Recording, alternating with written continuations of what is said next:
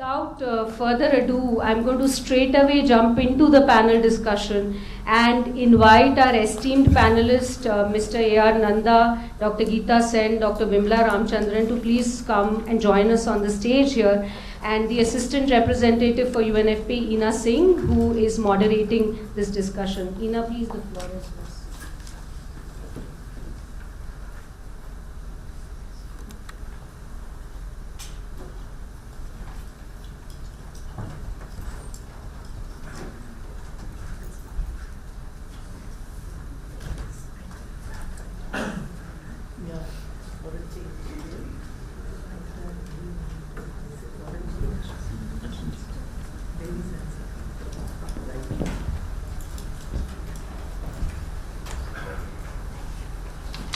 A very, very warm welcome to Mr. Nanda, to Gita, and to Vimala.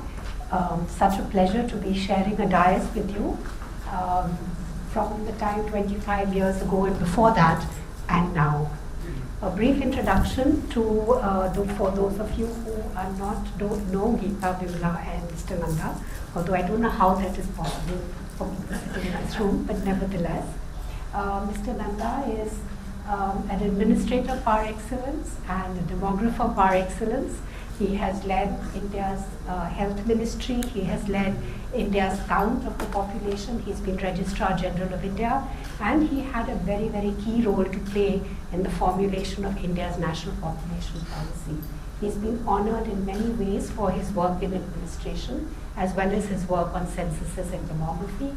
And he's been on the chair and a member of the board of many international and national organizations and foundations. And he's been a mentor for many people who have worked on population over the last 2 decades. No, 3 decades, I must say. Gita is an economist, although much of her work is on what underlies economics, the lives of people. She's a public health specialist. She's worked on gender and population.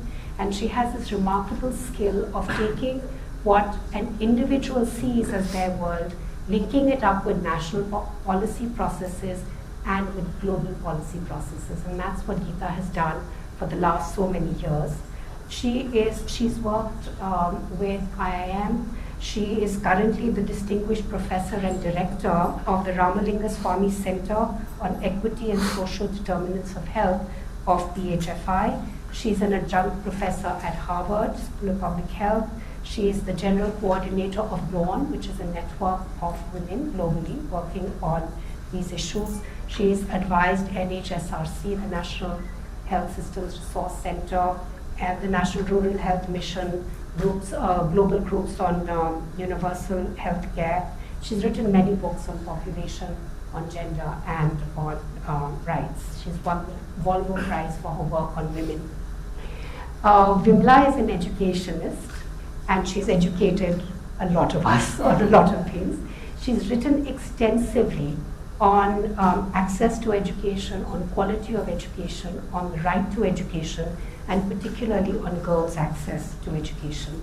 Vimala had designed and led the Mahila Samakya program and brought it to the level of its really incredible performance and transformative role that program played in India's educational development. Vimala has written many books on education. The list runs into about 4 pages back to back with small print. So I'm not going to go into that. But Vimala also played a very, very active role here in India in leading up to Cairo.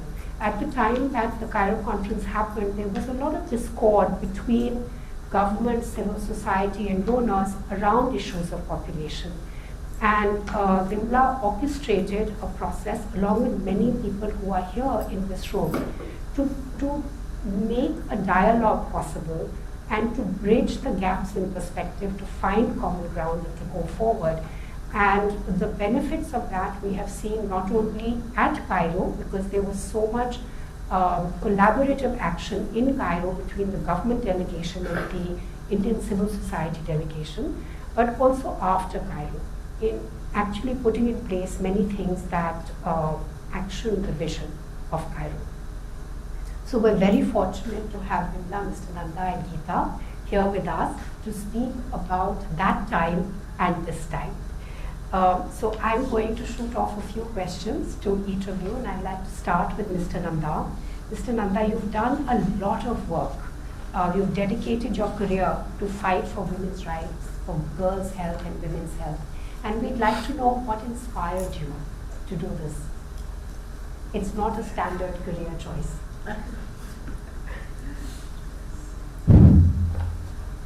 Well, it's very difficult to say what really inspired, but maybe I remember two things. One is my mother and my wife.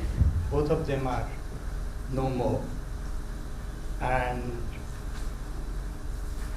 both of them were the driving, inspiration and the driving force, I should say, and particularly my wife,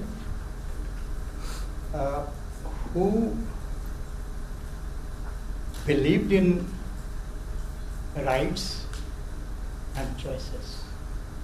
And from day one of our marriage, I knew I am glued to those things, otherwise the marriage will not work. So I accepted that. Initially, the instincts, which I don't know, maybe as male instinct or whatever, or maybe tradition and all that, was sort of staring at me that no, you shouldn't accept it. But I found it is good to accept, not only for better conjugal life, but also it's good. Later on I found, as I went into my studies of demography, population study, and also in career in the administrative service, that it did pay.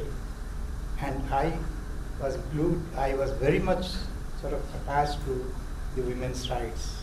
And I did that to my 3 daughters. I never went for a son. It's again a choice by both of us. And I'm very proud to say of my daughters, 3 daughters, I stay with my daughters. Because now that I'm alone, I don't have a separate house. So I move from one place to the other and stay with them, their family. Is that both very personal? No, it's perfect. So, Tell us more. yeah, and that's what really, I shouldn't say that it is something that I still get sort of, for example, my daughter, who is now Miranda House principal, gives me every day, reminds me that you are still talking in the old language of patriarchy. Still something left. So unfinished agenda of ICPD. so that's the unfinished agenda. The mindset, and that's the unfinished agenda. The mindset of many of us who were part of bureaucracy and are part of bureaucracy, our guests here and some of them, have been today, have been something like that we control, we know everything, that we are, it's something of an authoritarian type of mentality. And that's what is a big challenge even in delivery of SRHR in India. That's my experience, having worked in government and after government, also in civil society, that it's a serious challenge which is yet, it has changed, but very slowly, very slowly. I won't name any ministry, but even in the same ministry that I handle, health ministry, still it was population control. Even now, grudgingly they call it population stabilization. They will not go down below that as a people-centered program. They were having targets. In our time, we abolished target just by one order. No contraceptive specific targets. Now we are blamed by very eminent demographers and population control warrants, and many in the political and bureaucratic scenario, they're saying that why this has reflected like this, family planning, is because of ICPD, because of your abolishing the targets. But that's not the truth. The targets have come back with a vengeance in the name of ELA, expected level of achievement, and everybody understands that. They're incentivized, disincentives. So these are the types of things that really is the biggest challenge. Thank you. Thank you for sharing that, Mr. Nanda, because it also shows us that when we speak about rights and we speak about quality and we speak about governance, behind these are not concepts. They only become real when this is the way we are, the way an individual is and the way a leader is. That's when everything is transformed. Beautiful words on pieces of paper don't change anything, but people who live those words change things. Gita, for you, can you please share with us a memory or a takeaway from those days in Cairo, so that those of us who are still working on it and are going to be working on it in the future can be inspired?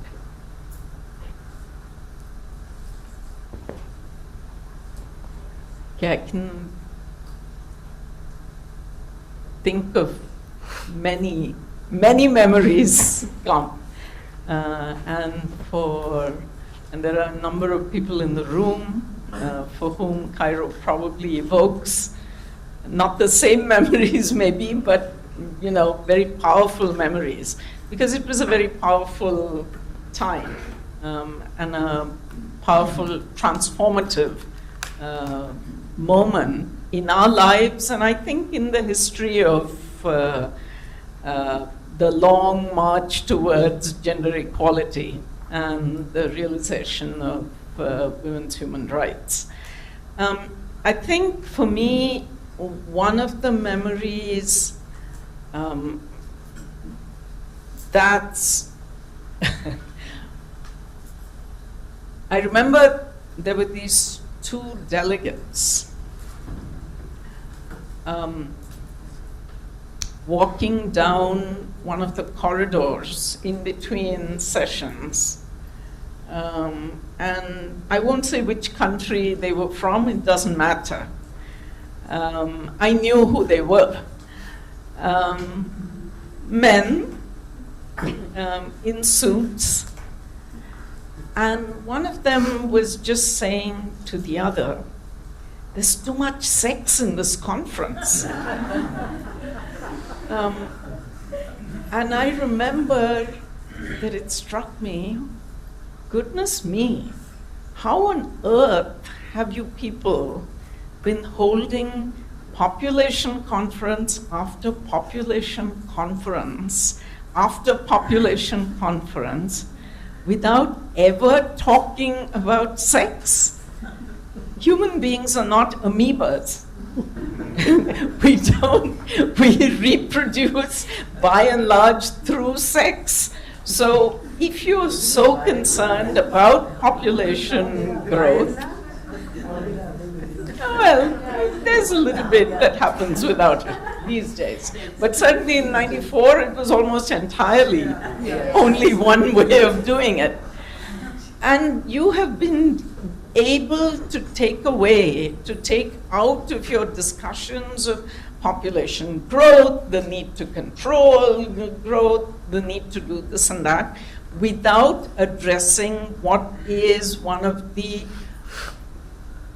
absolute basis of all of your population growth, all of this fertility that you want to control, all of these things that you want to do. And I remember that moment it really occurred to me how large the gap was between where we, who were the insurgents of that conference, and the establishment of the conference was in terms of the mindsets that Mr. Nanda spoke about. And I'm not sure, and I share your worries about this, whether we've in fact been able to bring about the extent of the change in mindsets that's really needed for that. And in the context of India, I would just say one thing and then leave it at that, is that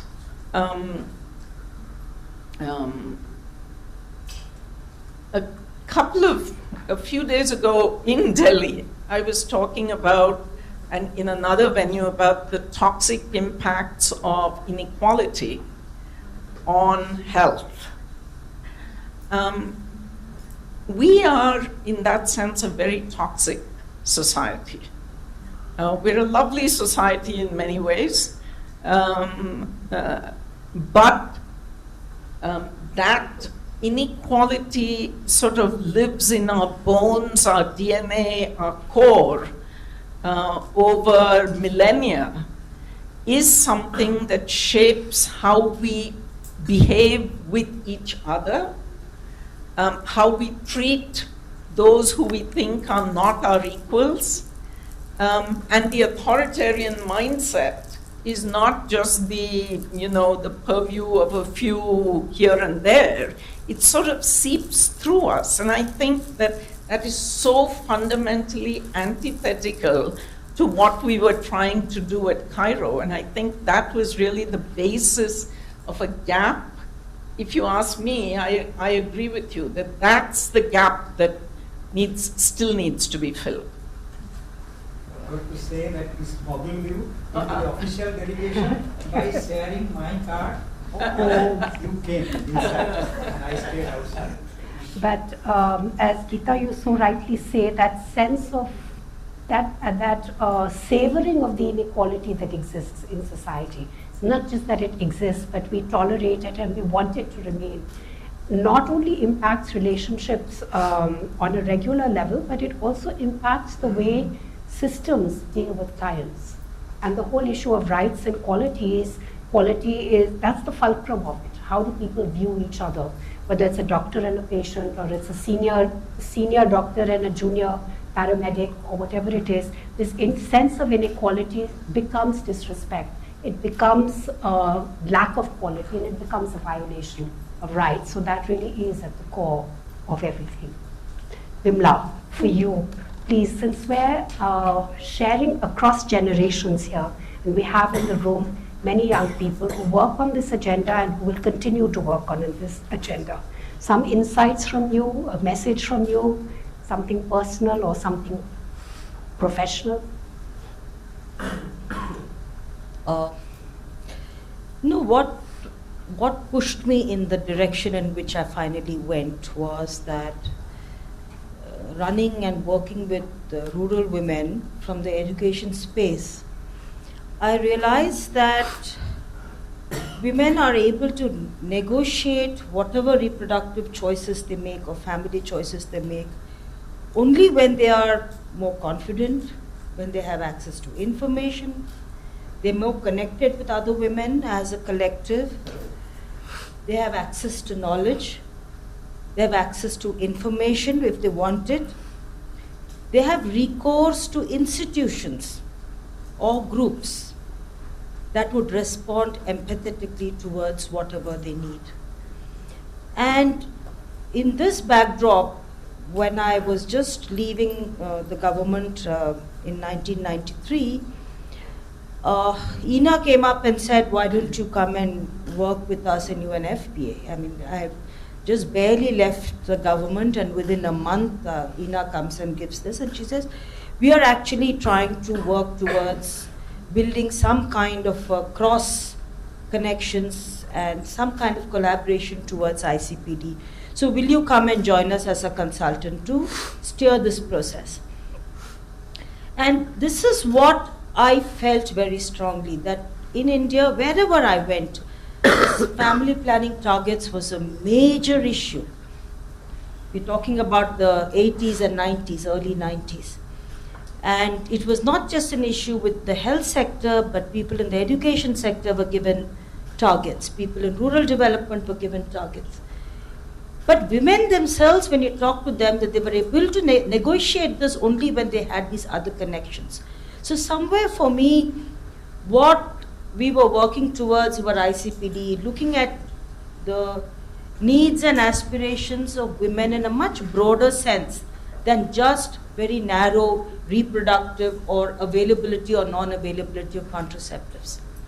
It was a very important issue. There was also another thing which drove me really, is that this contradiction which was there in India. At one level, women wanted contraception.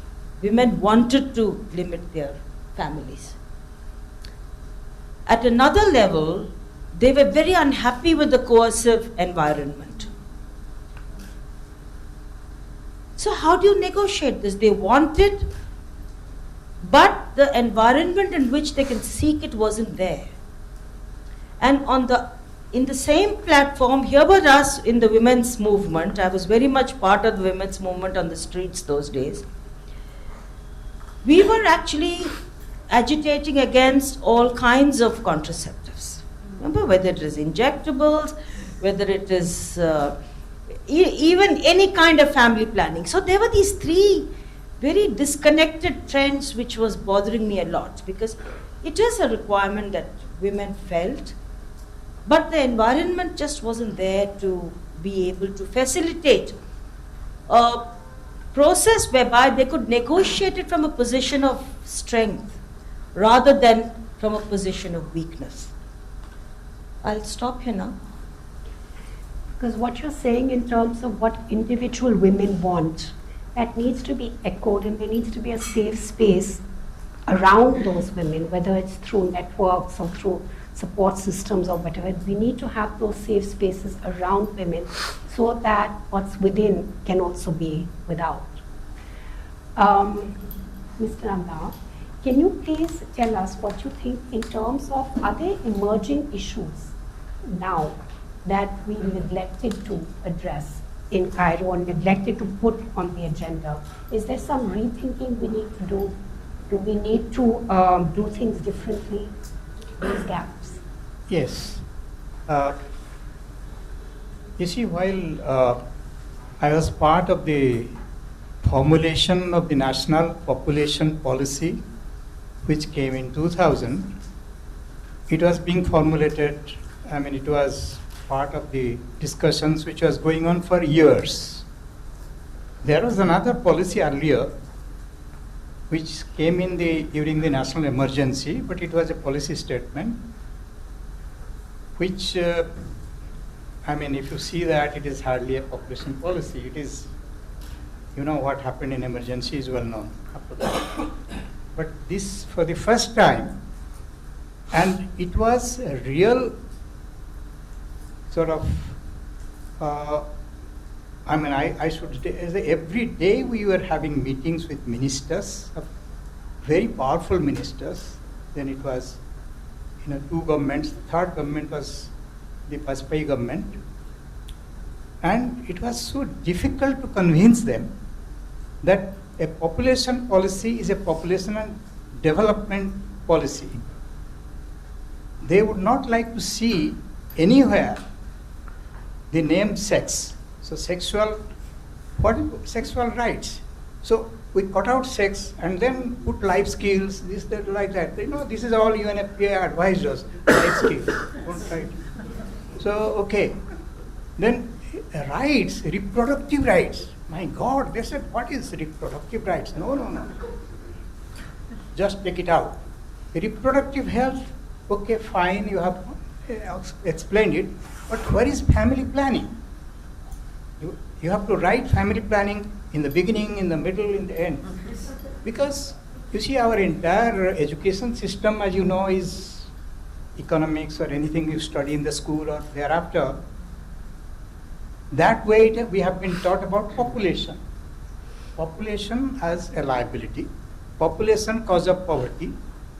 So if you put it in a different way, the quality of life, then population, even containing population growth, would require these rights and choices. So it was a very tough decision, but anyway, we did to some extent, I should say. But what happened after that, National Population Policy, is it is yet to take deep roots in the minds of people who would implement. So that is one. Secondly, your question, you know exactly what you say. The one is the unfinished agenda. The other is, as you say, the sexual rights and sexual health only limited way because of HIV/AIDS scourge. You know, they try to say, okay, sexual health means this. But that has not been really taken up seriously, not only in India, but many other countries. And as you know, there were reservations by Holy See and many other things, even in ICPD. It was not a full consensus, so they had to write in a different way. And I remember there was a fight between me and another country's delegation, a lady, who started saying that you, India, always try to dominate over us and try to put these words, secular, this, that. So we had to take it away, secular and many other words in one of the drafting. So what I'm saying is this is one area, and particularly we have to now take into account these sexual rights, sexual choices, and those issues are very important because if we don't do it now, luckily it is being done. It's being recognized by the highest judiciary of the land. It's a very good trend. The government also is doing that. You know, what you call third gender, transgenders, or any of the ideas of that is something which we have to recognize. That is something which is not there. Even in ICPD, I hardly see anywhere. That's a reference, but not to that extent. The Holy See and many other countries would not like us to go anywhere nearer. The other aspect is although it is being mentioned there everywhere, that, health for all, right from Alma Ata, now universal health coverage. You see, India has done quite a bit on that, I should say. I mean, India means government. You have National Rural Health Mission, you have Health Mission, you have now Ayushman Bharat, a national health policy which speaks the right language. But as you very rightly say, the language just remains there. When it comes to this thing, all the rights and choices are given by. The other aspect that I would say, which is not very clearly, is of course, again I will come back to that, is the interrelationship between population and sustainable development. It is very much there, but in terms of the planning, health planning, for example, health planning is done in one way. Then you have development planning in another way. So I think that needed to be at the highest level, a very close way it has to be put. The population has to be put 50%. These are the two things I think I would say. In fact, three things, Mr. Nanda, Yeah. about sexual rights, reproductive rights, about universal health care, much more needed to be done. Yeah. And thirdly, that when we do planning, it's more integrated. We're looking at population and development, health, and the whole spectrum of sustainable development in a more integrated way. So That's a in very that, big I will just say one thing. In that, you see, many of the plans that if you see, of course now there is no planning commission, but Niti Aayog is there, but many of the plans that are there, you will find reference to population, but only at the cause of whatever has happened, but not the other way. Not there. That is one. And secondly, the emphasis that has to be given on what you call education. Education, and particularly the type of education, type of information that is missing in money. And that's why you require community level. One of the way that you can, community level planning and community level monitoring. Thank you. Vimala, so looking back from now to then, what do you think are the pain points, particular pain points, and what have been the significant breakthroughs since then?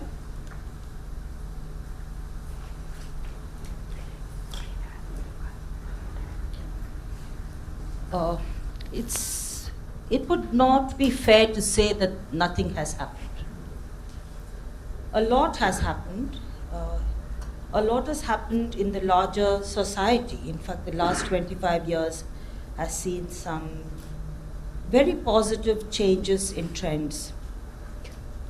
What was responsible for bringing that out? I cannot really put my finger on it, but there are few changes which I see quite evident. From 1994 to now, one thing which I think your colleague also presented is that, let me just preface it. In the last 8 years, 5 or 6 years really, I've done very deep work in secondary education. So that is what I've been working on. So a lot of my insights are coming from that because I've interacted very closely with adolescent boys and girls, both in school and out of school. So my insights are really coming from there. The one change that I find quite significant across the country, even in the most, is that very, very early child marriage has really come to an end. You find very few cases of girls before the age of 14 who are getting married. But early marriage between, say, 15 and 18 has not gone up, but it's not come down to the same extent. But what is, for me, is very interesting when we talk to girls and mothers is an awareness about not having children till their body is actually ready for it. And I found this quite surprising when you talk about it, because when you talk to parents, because we also do focus group discussion with mothers and fathers. So this awareness about what is really the right time, it's not just a legal issue that it's against the law to marry your child early. For instance, there was one area where I recently did some field work just about a month and a half ago. This was in Chittorgarh district, and many parents told me this very clearly, that कानून का सवाल नहीं है, हमारी बेटी तैयार नहीं है.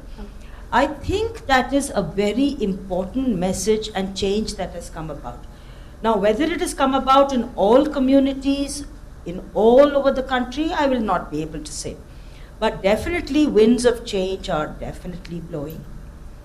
The second, as a result of the change in mindset, I do not know whether it's a chicken and egg question, girls' participation, completion of elementary education has gone up significantly. And today, close to 51% of girls in that particular age group are actually enrolled in secondary school. I would offer one correction to the presentation that was made today, is that it's not, when you talk about attendance rates, the DICE attendance rate is about how many children who are already enrolled are attending. But when you look at NSSO, you get 8 specific attendance rates, which basically means that in a particular age group, how many children, how many girls and how many boys are reporting that they have attended secondary school. Now, I find that has gone up to about 50+%. I'm talking about the most recent one. But what is more interesting is that the gender gap has closed significantly. And it is closing at a much faster rate. And why is it closing? One is a positive trend and one is a negative trend. The positive trend is many more girls are actually going into secondary school. And the negative trend is many more boys are dropping out. The dropout rates of boys in places like Assam, West Bengal, Gujarat, in some of these places, is higher than that of girls. Having entered high school, the number of boys who drop out is actually increasing, while the number of girls who are dropping out is actually going down. So I think there are these certain trends which I see visible. I cannot attribute it only to ICPD or not, but I have to attribute it to the overall change in the environment in terms of our policies, in terms of where we're going. So I think secondary education has acted as a very important trigger to not only delay child marriage, but also in terms of awareness about not having children before your body is physically ready. If you just give me one more minute, I'd like to say a few things which have really worried me. one thing which is really worrying me is in the name of life skills. I really like the word life skills. I have no problem. In fact, when you look at all the work that's being done with adolescent girls, it's only to do with their sexuality. You're somewhere ignoring the other needs of these young women. Their educational needs, their training needs, their work needs, employment needs.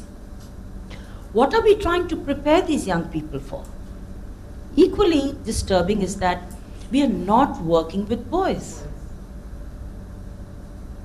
And you know, in this recent study which was commissioned by the World Bank on secondary education, we found talked to boys across in these states that we worked in. The boys said, "Ladkiyon ko sab kuch milta hai." The girls are getting incentives. The girls are getting cycles. There is an adolescent girls forum. Girls are getting supplementary nutrition. Girls are getting this. Can we bring about social change if we don't involve and integrate boys in this process? And I think for me that's a very disturbing thing that I'm seeing, that there is a divergence. And that too, when you're talking to girls, you're talking about the reproductive health only, to the exclusion of issues of work, exclusion of the issues. Final point, our system has also become very insensitive. The secondary education system in India is, at least in north and northwestern India, Gujarat, Rajasthan, girls' secondary schools don't offer science, maths, biology. Why? In Banswara, the girl said, "I want to become a A&M nurse, but I can't do that because I don't have biology in my 11th and 12th. And why can't you go to the co-ed school to study biology? Sexual harassment. It's very bad in Rajasthan.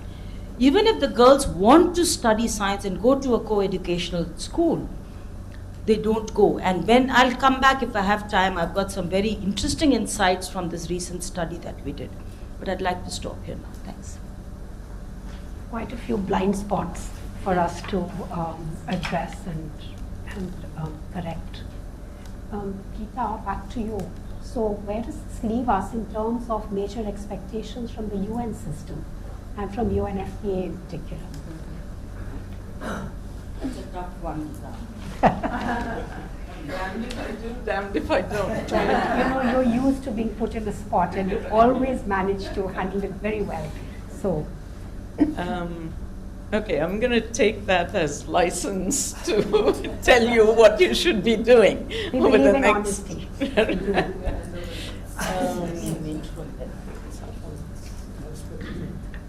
Okay, so I'm not going to.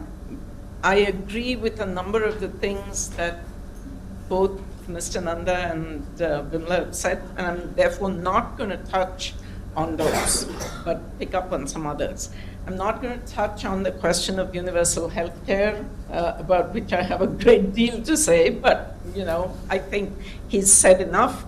The fragmentation between population and health continues 25 years after ICPD. It's quite dramatic.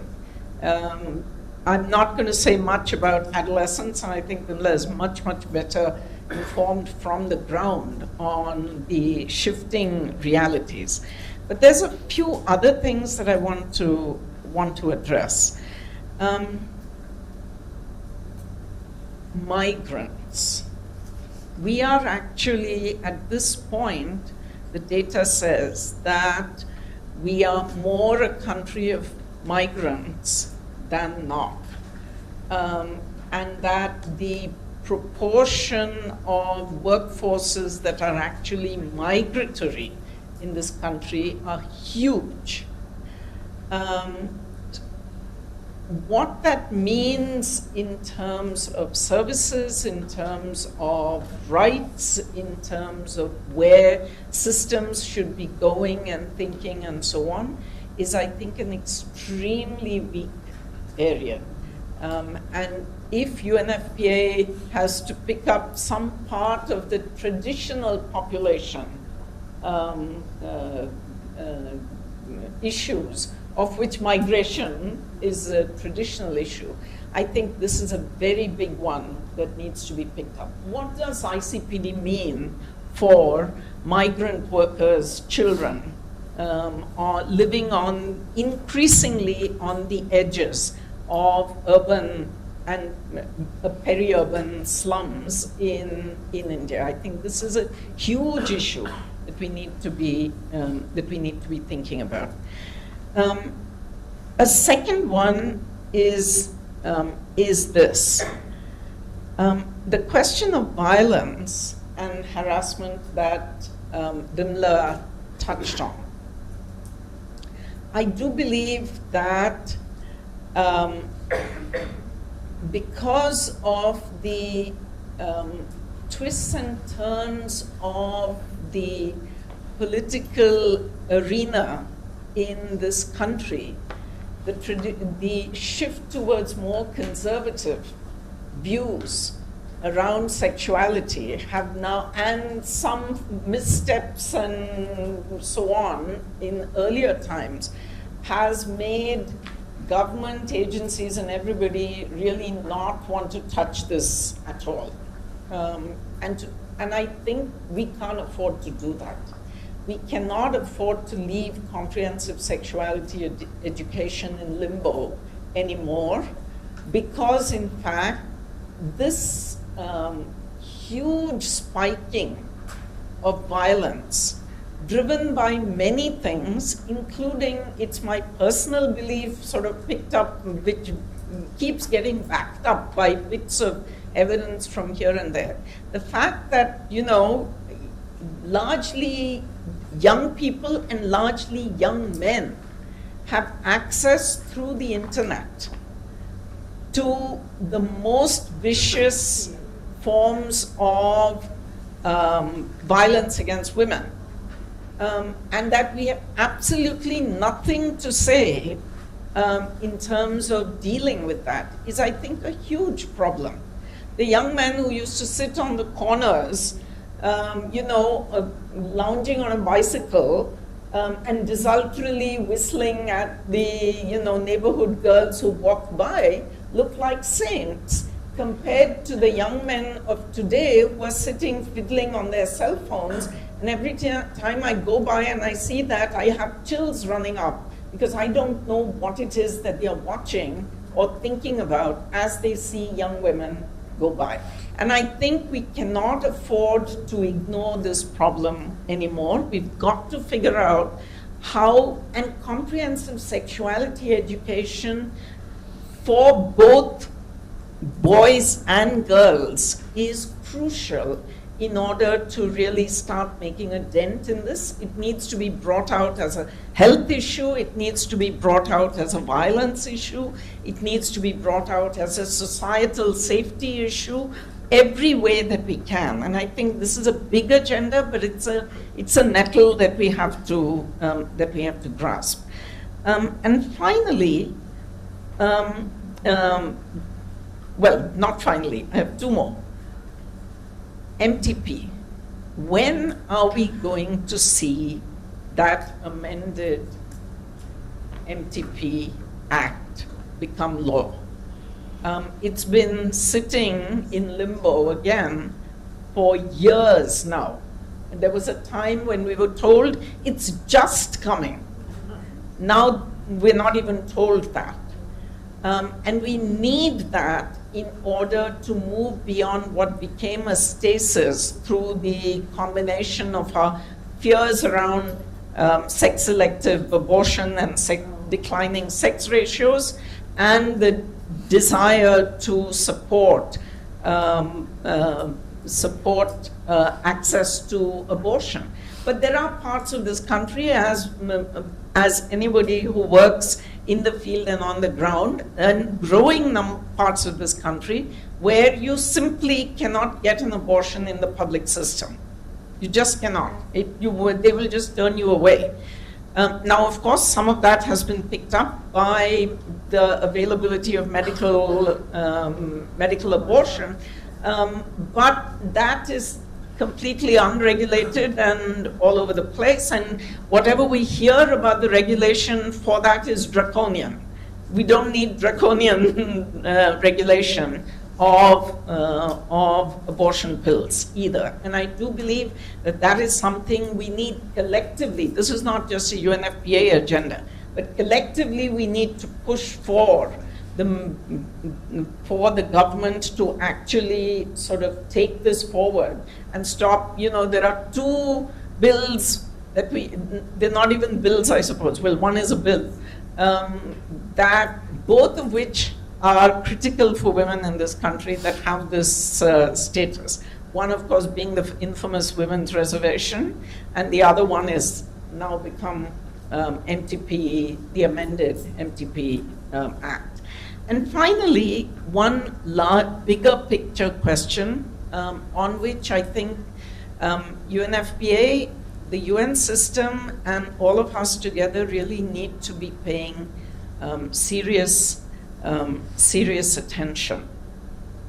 There is this declining work participation issue, which is going to drown us all over the next decade if we don't pay attention to it. We used to think meaning a year ago, I used to say that what is happening with female work participation in this country, it's a huge decline in a relatively short 5-year span, is the canary in the mine. What is happening to women, it's like the canary that the miners would carry in the old days into the coal mines. And when the bird stopped singing and flopped over and died, the miners knew it was time to get out of the mine. So it's the early warning signal that something is wrong. And I used to think that it was women's work participation that played that role. We now know it's not only women. Male participation rates have fallen hugely, and no amount of government or anybody else pretending that that's not happening, or not allowing the data to come out that tell us what is happening, is going to change that reality.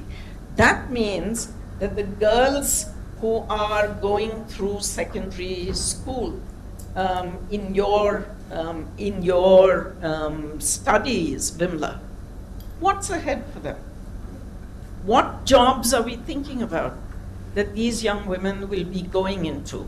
And I think as a longer term, medium to longer term thing, we really need to be paying attention to this as a critical population development and human rights issue. Thank you.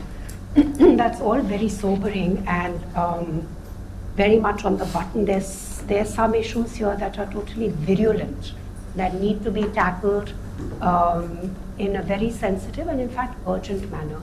And your observations about several UN agencies needing to work on them, we're fortunate to have representatives from several agencies here. So I'll come back to them with a request to comment on this or other things. But before we do that, there were several people at Cairo who are in this room. And I'd like to see if you would like to say something about your experiences and the relevance of that for today, or just the relevance of the agenda and what you feel we need to be doing to safeguard that agenda going forward. So Mirai, since I'm looking at you, and can I request people to also just briefly introduce themselves as you speak?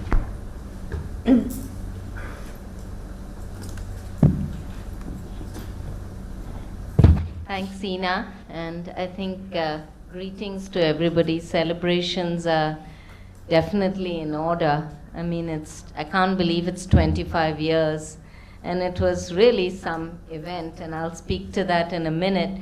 But just quickly, I think one of the takeaways for me was the run-up to Cairo, which you have referred to. I think that we really did well in organizing workshops across the land, and doing something to bridge the gap between us and government, because, as has been mentioned, those of us in the women's movement at the time, the workers' movement, there couldn't have been more of a yawning gap. And some of the friends will remember we had quite ding-dong battles with our government colleagues before Cairo. One of the things is that we have been able to subsequently use this strategy in many other struggles, health and non-health, this kind of strategy of having several small regional workshops and getting as many voices and views as possible. As for Cairo, 70 of us from India went. We were definitely a loud and noisy bunch. We were visible. The Indian contingent was definitely visible.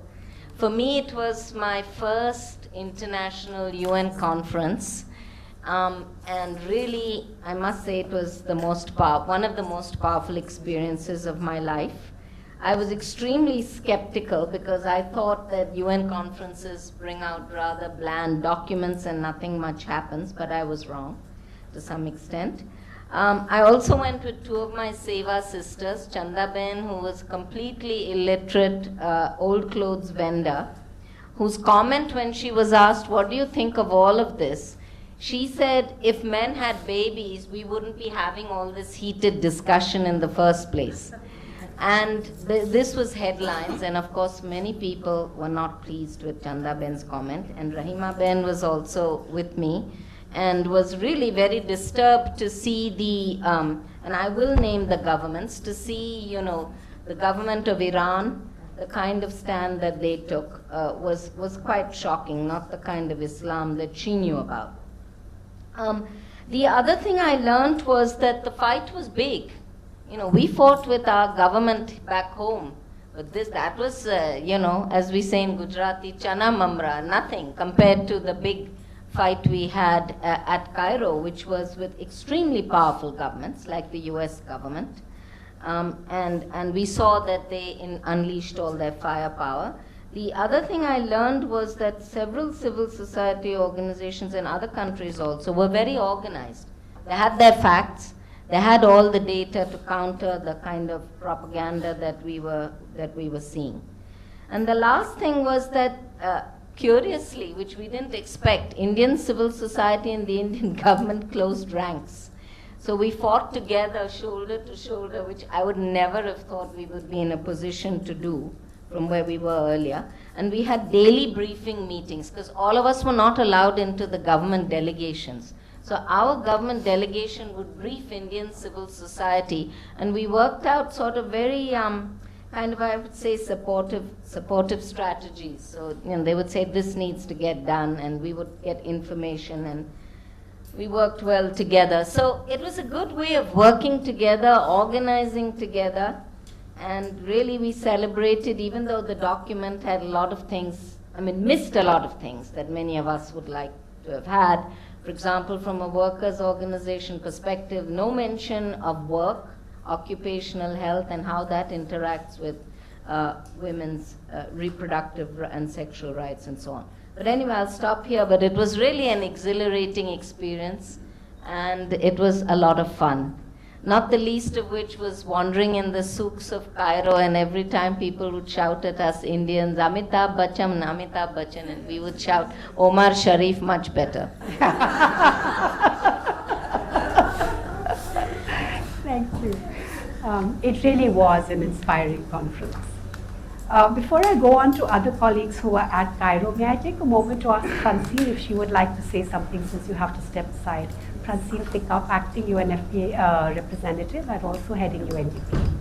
Yes, thank you very much. And I've just come into what sounded like a fascinating discussion during this panel. I actually just wanted to quickly pick up on what you were saying, your last point. I think you called it the canary, which is the link between women's labor force participation and their reproductive choices and rights. And as UNDP, this is very much the angle at which we would approach this issue.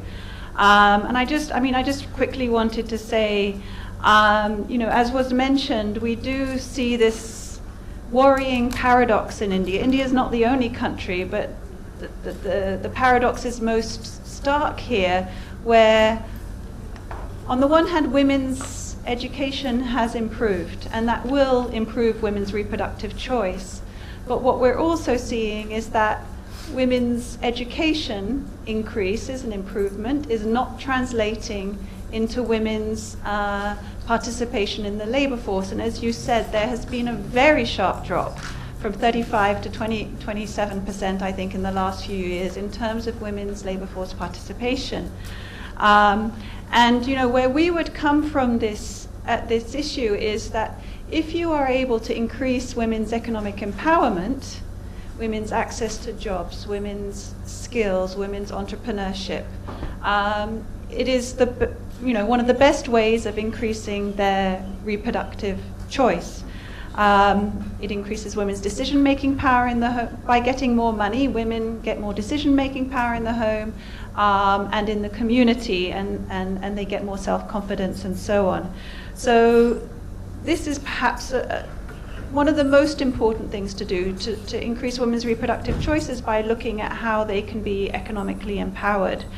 And for that, we also need to look at ways to provide a more conducive work environment for women and address their reproductive responsibilities, because we know that for every child that a woman has, her labor force participation, drops considerably. So I want to give some very concrete examples of how we try to address that. So one, for example, is, we're working in Haryana with Motor Corp to provide women with two-wheelers, right? And so by supporting women's mobility, you're actually helping them be able to get to jobs and look after their family's needs and their family's health needs as well.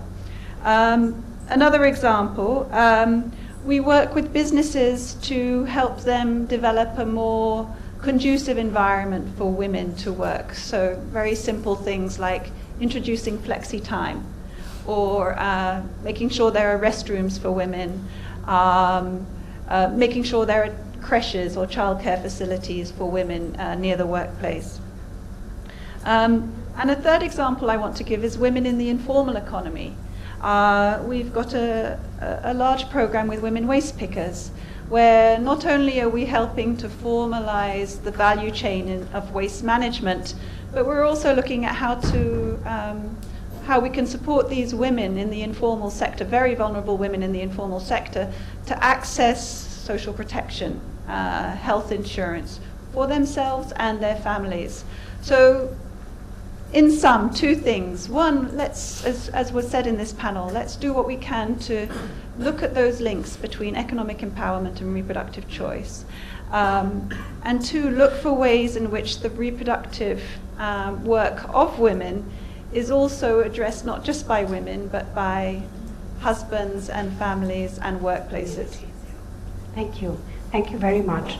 And you're going to be going to a meeting on labor force participation for women. So I think it's wonderful that we had this discussion just before.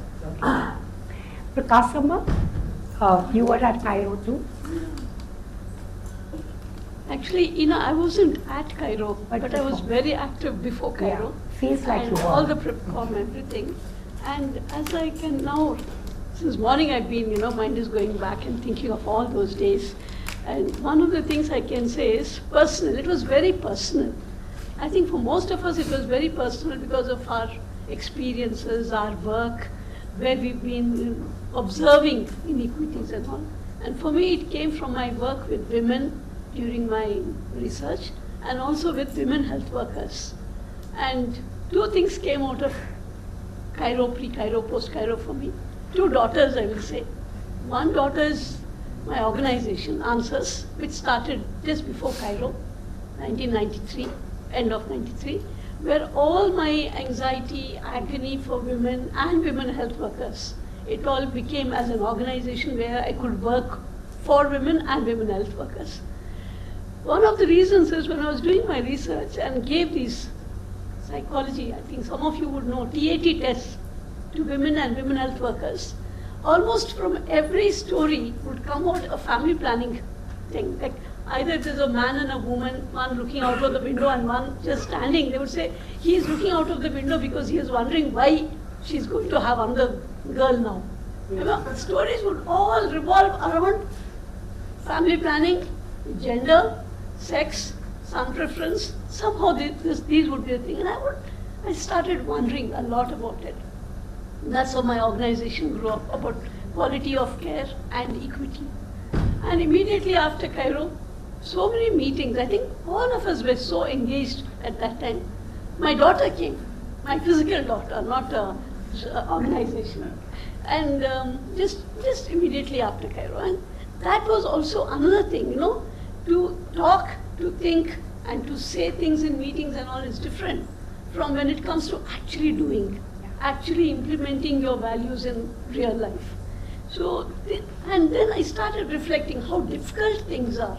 If you want to have girl-child empowerment or protection or gender equity, it's not an easy thing. And I see that even today, 25 years later, we haven't really moved much. And of course, you have already said it. I don't think we have moved much in that direction of self-autonomy in decisions. I don't think there's much movement in that. But there are one or two things only that I would like to say. Immediately after Cairo, there was so much of euphoria, especially with Government of India and NGOs and civil society. And those days, I think the euphoria was the success at Cairo, and then the very positive engagement between civil society and the government, which resulted in RCH1. And Mr. Nanda, you will remember, RCH1 was very, very different from, even with all the toning down and the words and all, but still it was very different from what we had earlier. There was quality of care, there was gender, there was at least the words were there.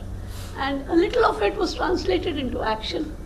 But over time, what I see, two things which haven't happened is that NGO engagement, that civil society strength, and very positive way of giving inputs to governments regularly, of monitoring, of saying things in a very healthy, non-threatening atmosphere, I think has been lost.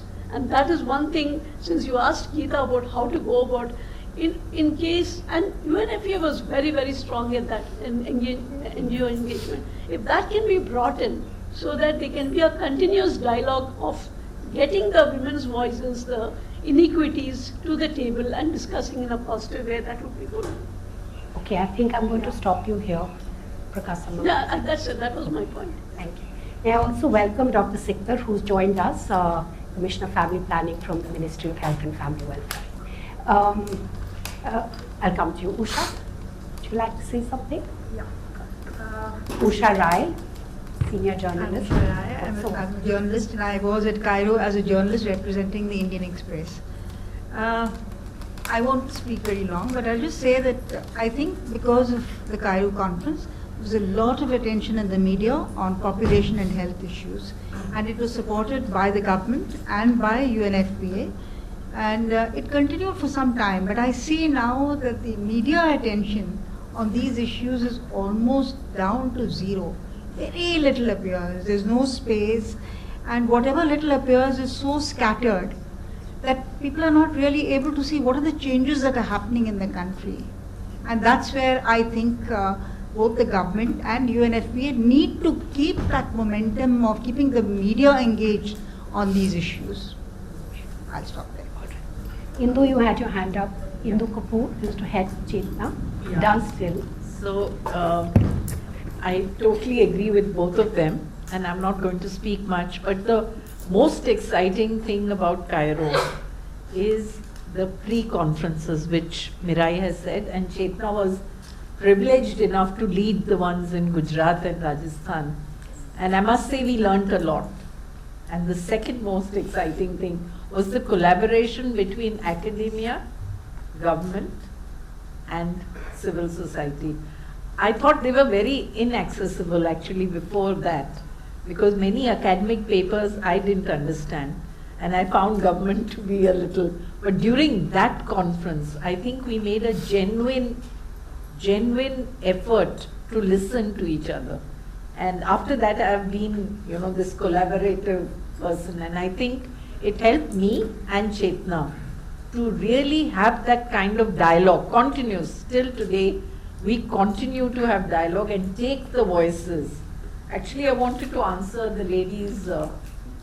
Francis, Yeah, UNFPA. it's an excellent effort, but I think till we make cities safe, cities and rural areas safe for women, I don't think the work participation is going to increase. And the second point is families need to be involved. Just empowering women is not going to work unless we address the family as a unit, so that, and including men. I totally agree with Vimala. We are ignoring men and boys, and we need to put that. Thank you, UNFPA, both for facilitating 25 years back and bringing us here. I'm so happy to see everyone, and I'm missing Mr. Sugathan. Oh, here. right. I'm so happy to meet all others, but I think he was also one of the key players in bringing the NGO and civil society together. Mr. Sugathan was the Joint Secretary in the Health Ministry at the time of Cairo, and he was the major negotiator on behalf of India in the main committee. And a lot of the language that is reflected in Cairo came as a result of India's interventions and Mr. Sugathan's personal intervention. Also Gita Sen, Yeah. the way I learned from her, she was superb. She is still superb, I'm not saying. But I think this is the kind of person we need, particularly academician, who speaks understandable language, who knows the field and talks in a normal way. Usually people throw figures and other things. But Gita Sen understood, and she could put very well. And I'm missing Nasreen Haq, who was from Bangladesh. And amazing. So these are the two people who inspired me a lot during that. And Nasreen was a very close friend of mine after that. So I'm missing both of them. Sugathan and Nasreen. We had some thank you. Thank you. We had some incredible women and some incredible men there at that time. Absolutely incredible. And that's why you'll see when the report is released, Gita's in it. Just giving you a bit of a teaser. Poonam, you wanted to say something briefly? So, for me, Cairo was a huge learning because I just set up the office for the MacArthur Foundation's population program in India. And the learning really began with the pre-preparatory process that UNFPA and many NGOs got involved and other donors led.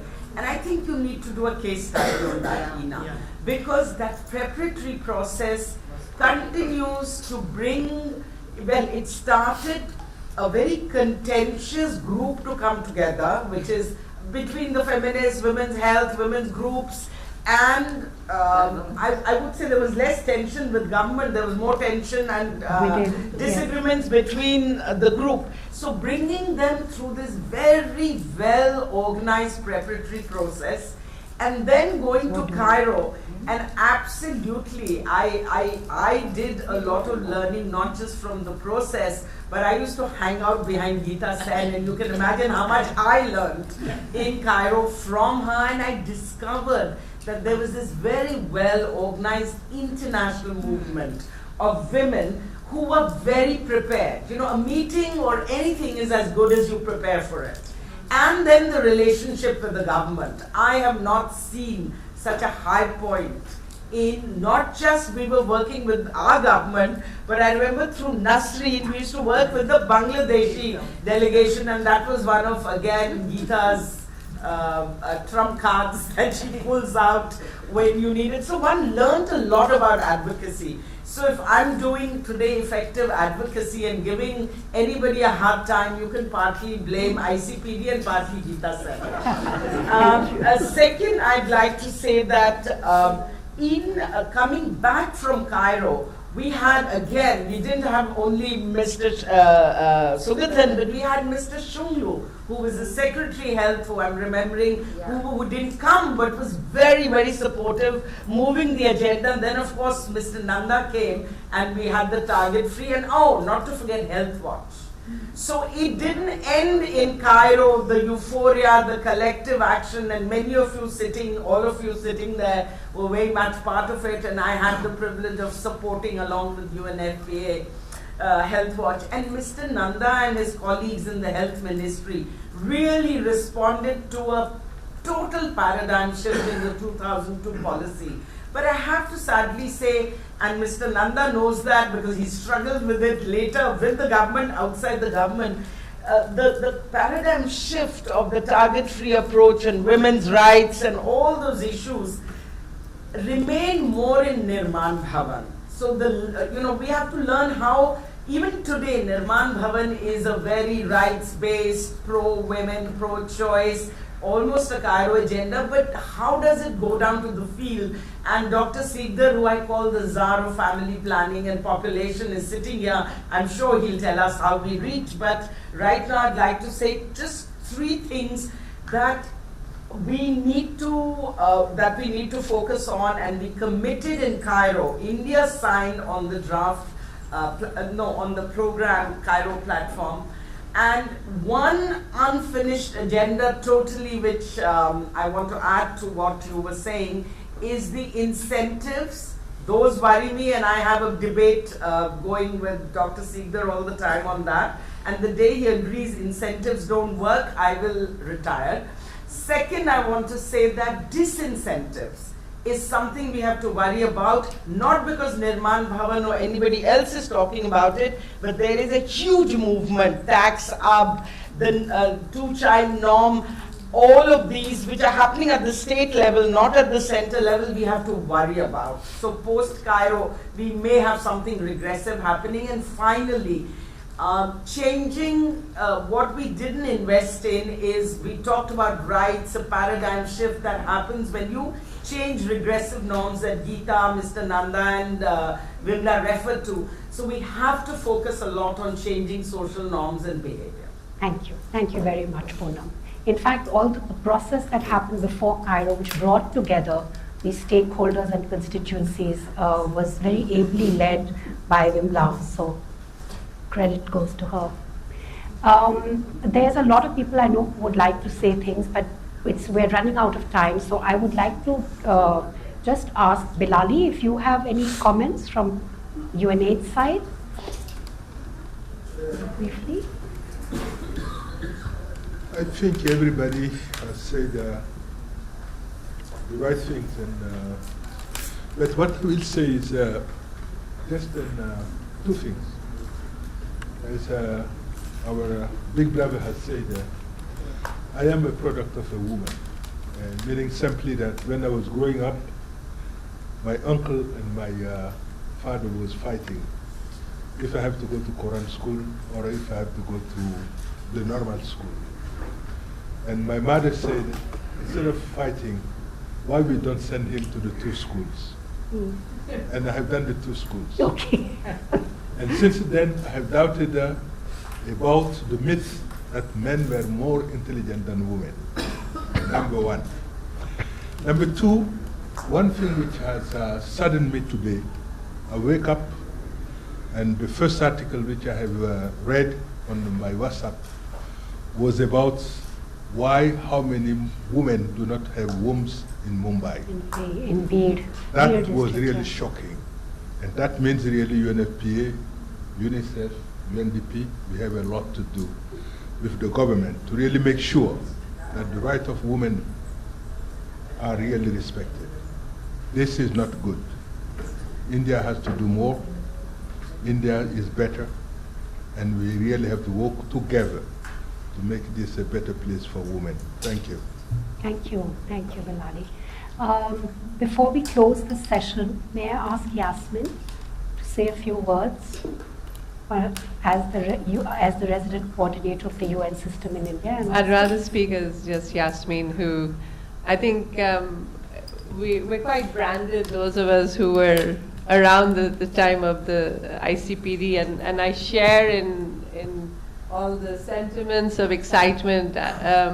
I was on the fringes of it, but Nasreen Haq is a very good friend of mine.